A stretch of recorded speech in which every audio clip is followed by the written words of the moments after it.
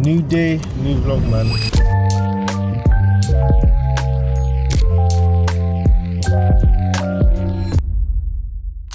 Today looking like a really good day. I'm actually collecting the keys to a new property that I'm adding to my portfolio. As many of you know, I've got a rent-to-rent portfolio with my friend called Nikki, called Lux Aiden. I'm adding another unit to our property, which is good. We've got units in Surrey, Croydon, Lewisham, so it's been really, really cool.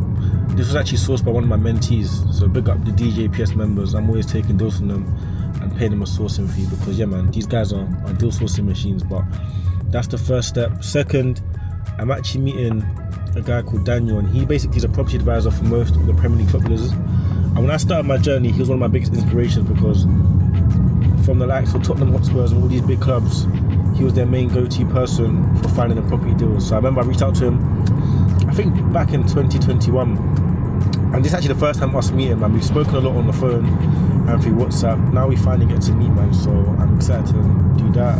Then after that, I'm meeting up with my boy Sean. We're going to an open house for a potential development client. Then we'll go to a private office in central London because I'm working with a hedge fund, so we're looking to acquire some units in prime central London. So I'm linking up with a private office to discuss how best we can serve the client. Yeah, man, it's going to be a good day.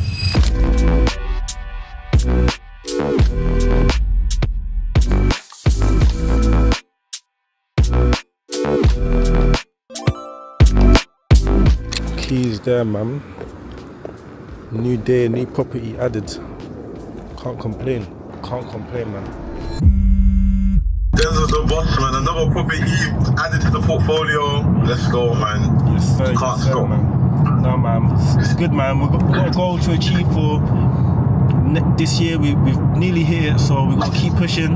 And you know, you see Denzel, the best mentor out. Man said mentor, we're business partners, G. No, Denzel, before Denzel's my business partner, I promise you lot, Denzel is my mentor. Like, this guy helps me with everything. Join this community, I promise you, I promise you it will change your life. Nicky be my advisor, bro, since I met him, bro. Trust me. No, man. Bro. Hey, well, yeah, make man. sure you just We're doing what we can do, man. But yeah, man, you lot, I'm on my way now to the meeting, so I'll update you guys how that goes. We're in West Hampstead, man. I used to live here, man. Nostalgia still, but yeah. Just me and him at a local Starbucks, which is cool.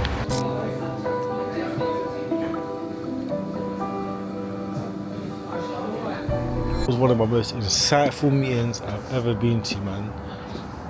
I can't even say his name or talk too much about him, but I'll give you an overview. If you can think of any footballer that's moved to London, whether it's for Chelsea, Arsenal, Tottenham, he's a guy that deals with their property, man. He'll show me his contact list and his chats. Every footballer you can think of, big footballer, he works with, man. Very humble guy. He even sold his company for a multi-seven-figure sum as well. And yeah, man, we're just literally talking about all things property, all things people, life advice for me. Really good meeting. And I'm just inspired, man. But at the same time, one thing it's taught me is time, man. Like, yes, he's very successful, but he's around 40 years old, I think. No, 50 years old, I'll say. But he's achieved a lot in that period of time. But yeah, man, yeah. I'm even kind of starstruck, man. I was talking to him about success, right? And he was telling me how his kids go to a school where they're the brokest. Their friends' parents are doing like 800 million a year. They're owning 10 Ferraris, they're this and that. And it's like, one thing I keep learning when I talk to successful people is that money's too abundant, man. Now I'm going to meet a property advisor for one of my clients, and then I'll keep you guys updated. Yeah, guys, so we're in Hyde Park.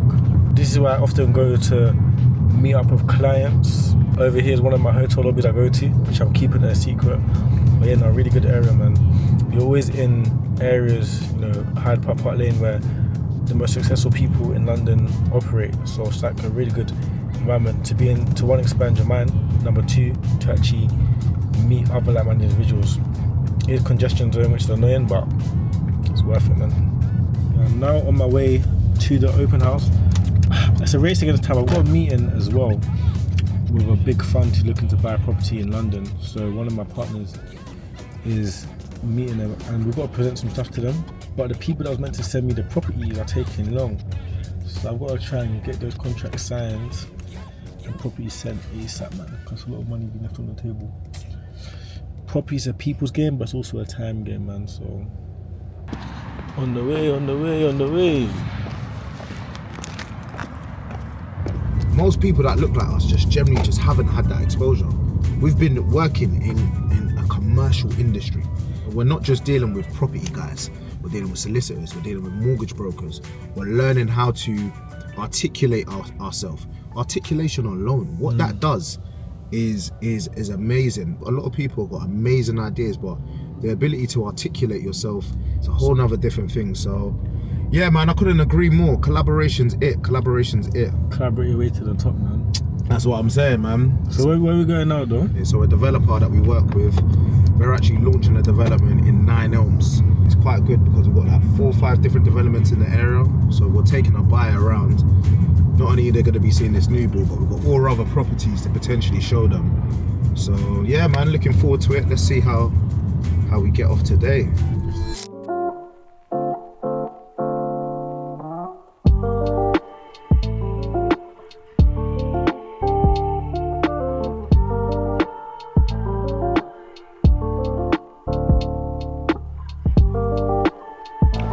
We're here with Okiki.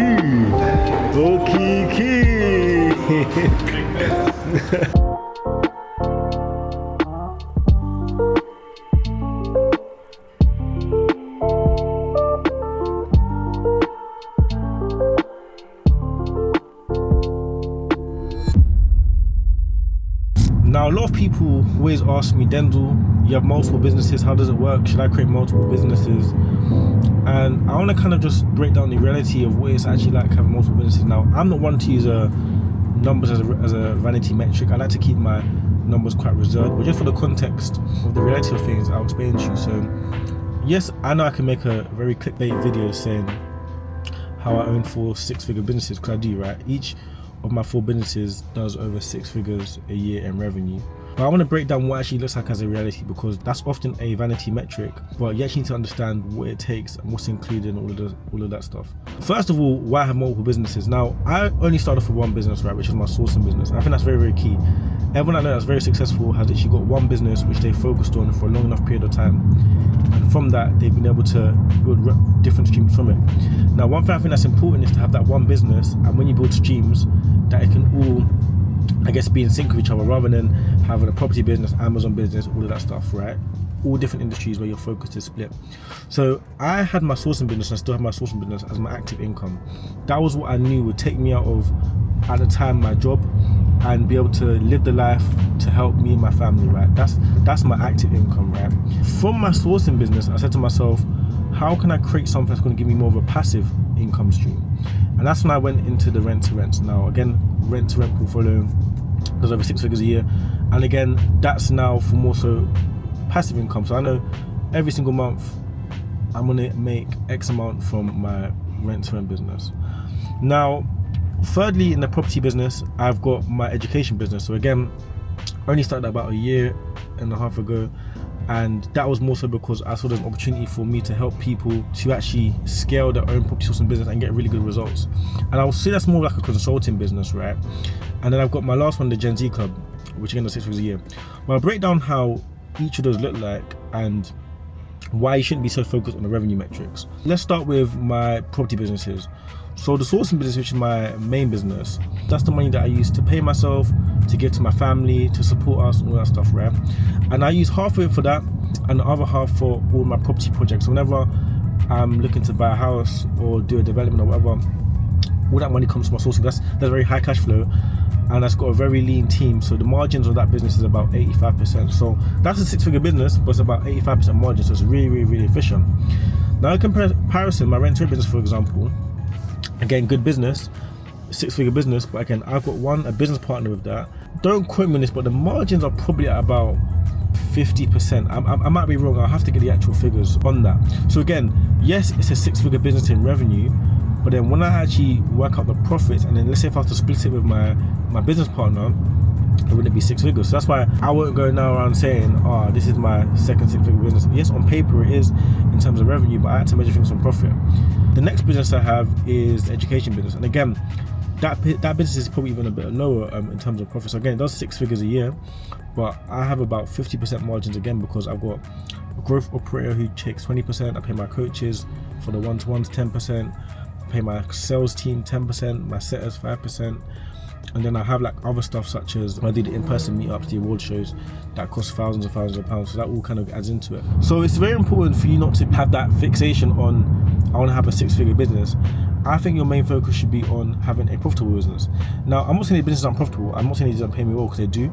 And some of them are multi-6 figures. So even though they're operating at a lower margin, I'm still seeing 6 figures in profit. But I'm saying that's not always the case. Now, the last business is the Gen Z Club. Again, that does over 6 figures every year in revenue, but I own that I owned it with 2 people. Now it's just 1 person. When you now work out the costs and the margins and split it between 3 people, it wouldn't necessarily be a 6-figure business. And not to go off track, but this kind of ties into what I'm saying about having a different business for different things. So my sourcing business, as I mentioned, from active income, paying for bills, investments, helping out the family, all of that stuff. My education business is more so of my play money, like, okay, cool. To be fair, most of it gets reinvested back into the program, but also like holidays, all that stuff, it's my play money. My rent-to-rent business is just for reinvestments. My goal with my business partner is just to keep reinvesting it, get more units, get a massive passive income, cash flow pot, and then just probably go into projects and refurbs. My Gen Z Club business, my goal is to have a capital event number, which basically means in 3 or 4 years' time, I want it to get acquired for a few million, tens of millions hopefully, and then that will be like a big sum of money that will come into my bank account in a few years' time. So these different businesses serve different purposes, and that's why, for example, I only really pay myself from one business, because it's very important for you to understand the goal of each business. Now, this kind of ties back into what I was saying. Now, I was fortunate enough that with each business, I've got a great business partner who helps me, right? So I'm not having to do all of the work, and I just specialize in the top end of the funnel, which is bringing the revenue in, and most of these guys do the operations, right? If you don't have a business partner, my main focus for you guys would be to have one business. Now, yes, I've got multiple businesses and they all work really well, but I feel like if I had one business throughout this whole time, that could even probably be an 8-figure business by now. But I think naturally, when you have multiple businesses, it can split your focus. So yes, I'm a bit of a hypocrite because I've got multiple businesses now, but what I've tried to do is make them sure that they're all, I guess, in sync with each other. So my tip for you guys, if you're starting a business, right, and you're probably balancing 3 or 4 at the moment, I'll say pick one which is in an industry where you can play long-term games with long-term people, and that you can be able to use it for multiple purposes. You can generate good cash flow from it, you enjoy it, but also it can be a potential business that you might want to exit in the future. And if you put all your focus into that business, it will be a lot more profitable for you, and you'll see a bigger return, because that will now be your brand, that will now be literally your 100% focus for you to build and sell. So as you've seen people like Reese Barber always focus into MDV, that's why he's so successful. Timothy Armo, he built and sold his business again, he was fully focused. And that's why, for example, with my businesses, I've got people such as partners or growth operators who do the majority of the heavy lifting, because I know that if I can just focus on what I'm best at in these roles, the business is going to do a lot better. And it's actually interesting because, for example, today in this vlog, I'm actually participating in every single business, but I'm only doing the stuff that I do best. So I'll give you an example. So I'm very good with the rent-to-rent business at the people skills, negotiating with the landlords, negotiating with the agents, the terms, all of that stuff, right, securing the property. The whole paperwork, the operations, the stacking, the actual filing the deal, I've got a team to do that. So for example, today I collected the keys this morning for the new unit, just reassured the landlord and the agent and secured it, right? Right now I'm going to meet a property advisor, and later on I'm going to an open house to again build that trust, because they know me, they know my brand. Now the actual stacking of the deal, the legals, all of that stuff, I've got my team to do it. Later on as well today, I've got the Gen Z Club, I've got a viewing at a venue that we're using next year. That's what I'm best at, you know, negotiating with the venues, building that rapport, applying the vision, all the stuff such as creating the content and creating the website, I've got a team for. Lastly, the property education business. So again, today I've got a call with my coaching team for us to kind of just like, see how the other mentees are doing, what we can be doing to improve the program, all of that stuff. So again, that's what I focus on. I focus on, I guess, keeping the coaching team on track of their KPIs, but also giving the mentees a motivation on the weekly calls. So I'm just playing my part in what I do best. All the sales calls that are getting booked in, all the leads that are getting tracked, all the data that's getting analyzed, I'm not doing none of that. I'm just literally closing it. So it's like let's say my role, most of my businesses is what you might call, for those of you who watch football, Hallen. I'm getting delivered things to me on a plate by my team, and I'm closing the doors. And I intentionally designed it like that, man. Also at the start, yes, I was the one out there doing all the groundwork, but I said to myself, no, man, I want time, location, and financial freedom, and I also want to only work on the things that I want to do. So I designed it in a way where I hire people who are doing all the groundwork, they're doing the Kevin De Bruyne work, and I'm just closing the doors, man. So yeah, man, that's the reality of it. Yes, guys, so we're back with another day. Today's gonna be a really good day, man. It's actually something that's kind of special to me, man. I feel like growing up, my goal was just to make 30k a year, 40k a year from my salary. Not knowing that at 23 years old, I've got a team of 10 people. So today, I'm taking up my team of 10. I think 2 of them can't come, so there's about 8 of us. Kind of like an end of year celebration, because we've done really, really well this year across the property businesses. So I just wanna give back and say thank you to the team, man. So I've got them all gifts as well. I will show you guys what I'm driving, just again to show their appreciation.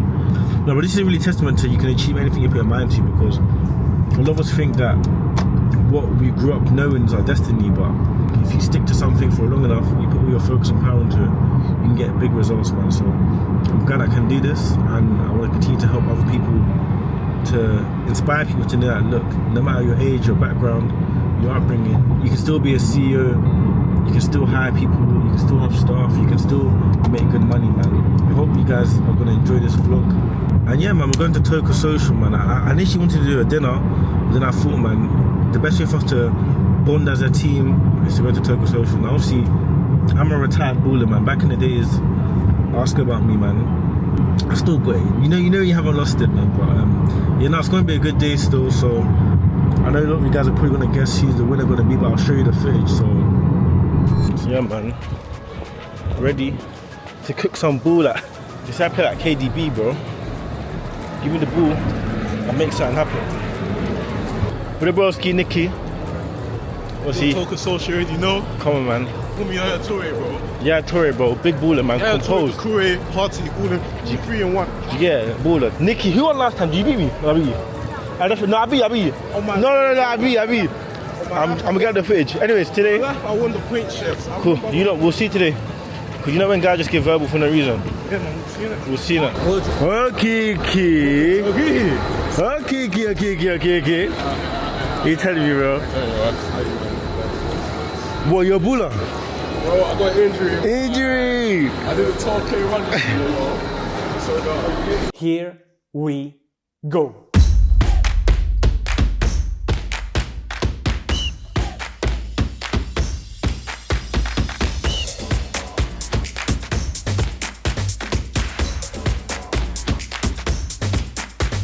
I want to see goals from you today, bro. Can you deliver today? Yeah, Kevin De Bruyne and Hallen, can you deliver today? I want a strong performance from you, yeah? Every shot.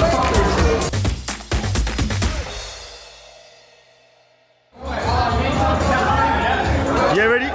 Ready?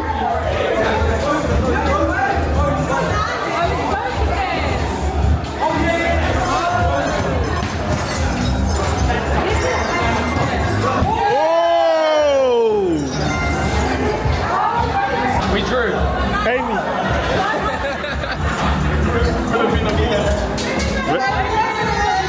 know the game now. You got it. Where's the red button? Touch. Oh. Have some power. Yeah.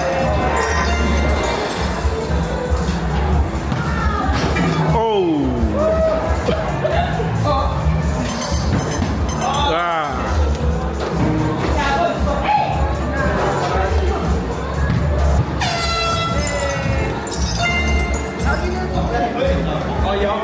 Bro, Amy got smoked, man. Is that the free? I'm free. Ooh. Eee. How's your touch? Oh my god. Nah. No. I was warming up. You the bully, you know?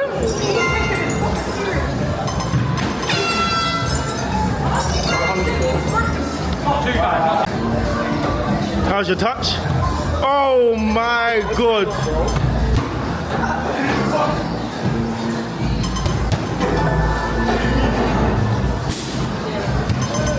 Oh, Nicky, mate. Oh my. Mate, how was that not late? I'm ashamed. Top bins. Yo, steady. So fair play. You rectified yourself. You rectified yourself.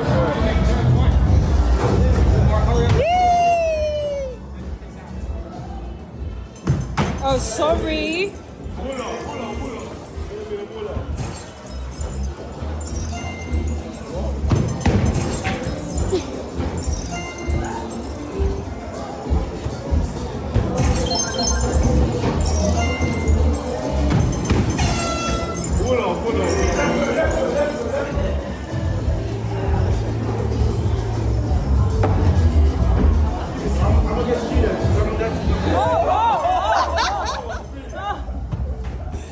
You're kidding me. Wait, is it just him? Yeah, because I think he's on both teams.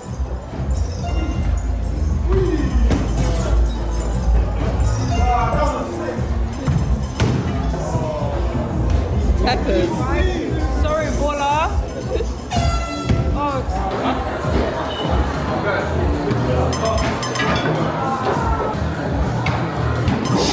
Not bad.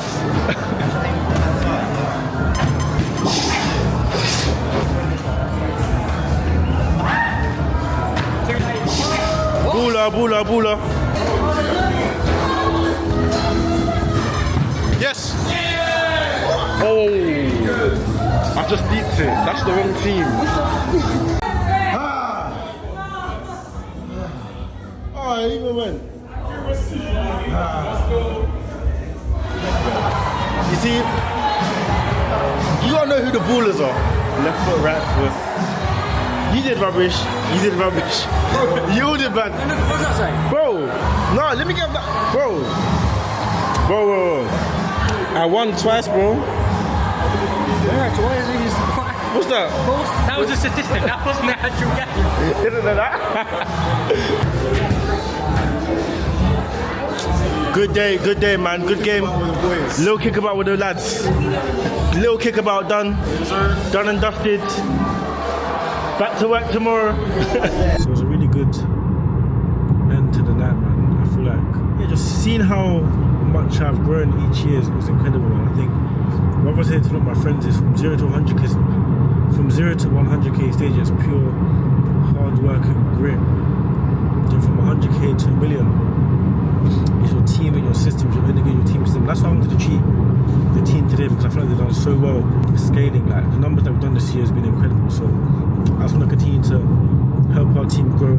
I think as a leader, you've got to create an environment where they respect you, but also create an environment where you can still have fun and they can have banter with you, as people would call it. So it was really, really good time with the team. 1 or 2 are missing, but yeah, the fact that we've already got 10 members across just 2 businesses are crazy, man. So, and we're gonna keep growing, man. I think this time next year, the team will definitely grow to 2030, because the more I progress in business, the more I understand how important a team is. Like, some people see it as a cost, but if that team can now, I guess, double or triple your revenue and save you time, it's a no-brainer. So yeah, hope you guys enjoyed this vlog. It was a real insight as to what it takes to build portfolios and scale businesses, man. So I'm gonna keep going, keep building. I'll probably put out a video soon sharing the lessons that I've learned from this year and my goals for the new year. And yeah, man, make sure you like, comment and subscribe. See you guys in the next episode. Today we're at the Radisson Hotel, Canary Wharf. We're meeting up with a client. He's looking to spend £11 million in London, man. So it's going to be a good meeting. It's a last minute thing, but I'm always happy to network and see what we can do, man, what business we can do.